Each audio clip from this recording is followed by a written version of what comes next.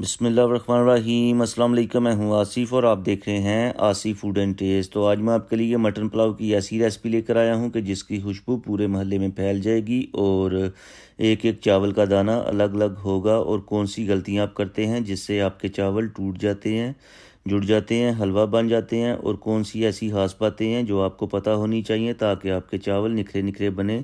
सभी बातें आज मैं इस रेसिपी के अंदर डिस्कस करूंगा। तो आपने क्या करना है, रेसिपी को पूरा देखना है, स्किप नहीं करना, ताकि आपको रेसिपी की समझ आ जाए। तो बिस्मिल्लाहिर्रहमानिर्रहीम। यहाँ पर हमने एक ले लेना है प्रेशर कुकर और इसमें हम ऐड करेंगे 1 kg मटन। और अगर आपके पास मटन नहीं है तो आप बीफ भी ले सकते हैं, दोनों की रेसिपी सेम ही है। फ़र्क सिर्फ ये है कि जो मटन है इसको गलने में 15 मिनट लगते हैं और जो बीफ है गलने में 20 मिनट लेता है। और ये हैं खड़े मसाले, जिसमें मैंने 2 छोटी इलायची, 2 बड़ी इलायची, 1 बादियान का फूल, 3 से 4 लौंग और half table spoon black paper लिया है, ये ऐड कर देंगे।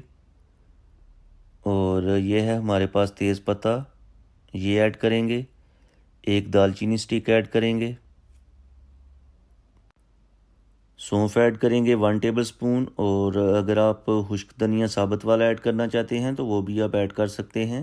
एक जाएगा इसमें प्याज, 3 से 4 जवे लहसुन के, और 1 इंच अदरक का टुकड़ा जाएगा। 1 टेबल स्पून ऐड करेंगे नमक। और यहाँ पर पानी ऐड करेंगे 3 गिलास। और पानी ऐड करने के बाद एक दफ़ा सारी चीज़ों को मिक्स कर लेंगे। और मिक्स करने के बाद 15 मिनट के लिए प्रेशर पे लगा देंगे। और जो 15 मिनट का टाइम है वो तब स्टार्ट होगा जब सीटी बजना शुरू हो जाएगी। तो चलें जी, यहाँ पर 15 मिनट गुजर चुके हैं और अब हम इसको ओपन करते हैं। और अब हम क्या करेंगे, बोटियों को अलग कर लेंगे और यखनी को अलग कर लेंगे। और अब आपको चेक करके दिखाते हैं कि ये गला हुआ है या इसमें कोई थोड़ी बहुत कसर है। ये देखें, माशाल्लाह अच्छी तरह से गला हुआ है। और अगर आप समझते हैं कि थोड़ी बहुत कसर है तो दोबारा आप प्रेशर पे लगा सकते हैं। ये और अब हम क्या करेंगे, एक लेंगे कढ़ाई और इसमें हम ऐड करेंगे 1/2 कप ऑयल। अगर आपके पास ऑयल नहीं है तो आप घी भी ले सकते हैं। और जब ऑयल गर्म हो जाएगा तो इसमें हम ऐड करेंगे एक बड़े साइज़ का प्याज बारीक कटा हुआ। और प्याज को हम गोल्डन ब्राउन कर लेंगे। तो चलें जी, प्याज जो है इनको हमने ब्राउन कर लिया है। और अब हम इसमें ऐड करेंगे कुछ खड़े मसाले। खड़े मसालों में मैंने 2 छोटी इलायची, 2 बड़ी इलायची, 2 लौंग और 8 से 10 दाने साबुत काली मिर्च के लिए हैं, ये ऐड कर देंगे। इसमें तेज़ पत्ता ऐड करेंगे।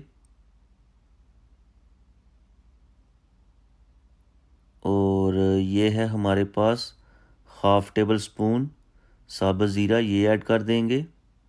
और 2 से 3 मिनट तक इनकी भुनाई करेंगे।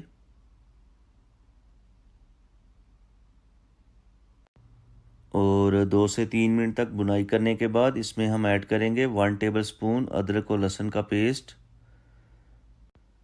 और अदरक और लहसुन का जो पेस्ट है इसकी भी हमने 3 से 4 मिनट तक अच्छी तरह से भुनाई कर लेनी है। तो चलें जी, यहाँ पर हमने इसकी अच्छी तरह से भुनाई कर ली है 3 से 4 मिनट तक। और ये है हमारे पास मीट, यानी जो मटन हमने उबाल के रखा था बॉईल करके, ये ऐड कर देंगे इसमें। और ये है हमारे पास half teaspoon chili flex,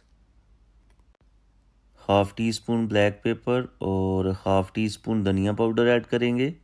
और ये है नमक 1 टेबल स्पून, ये ऐड कर देंगे इसमें।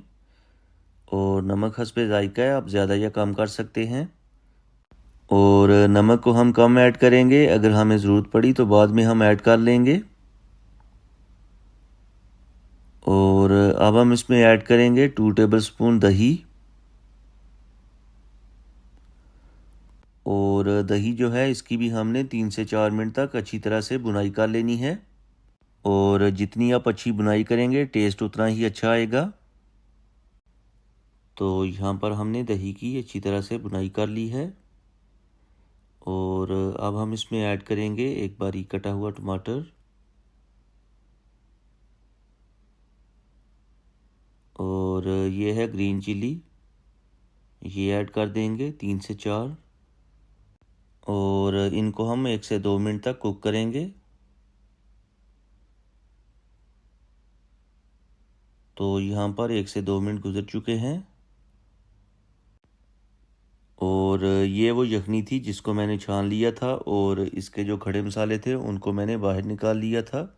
ये ऐड कर देंगे इसमें। ये जो यखनी है ये 3 गिलास बनती है, क्योंकि हमारे पास जो चावल हैं 2 गिलास हैं, तो इसलिए हम 3 गिलास ऐड कर देंगे। और अक्सर यहाँ पर लोग गलतियाँ करते हैं, साथ ही चावल डाल देते हैं, लेकिन आपने यहाँ पर गलती नहीं करनी। पहले आपने बॉयल आने देना है, फिर आपने चावल ऐड करने हैं। तो चलें जी, यहाँ पर अच्छी तरह से बॉयल आ गया है और ये हैं चावल 2 गिलास जिनको मैंने आधा घंटा पहले भिगो के रख दिया था, ये ऐड कर देंगे इसमें।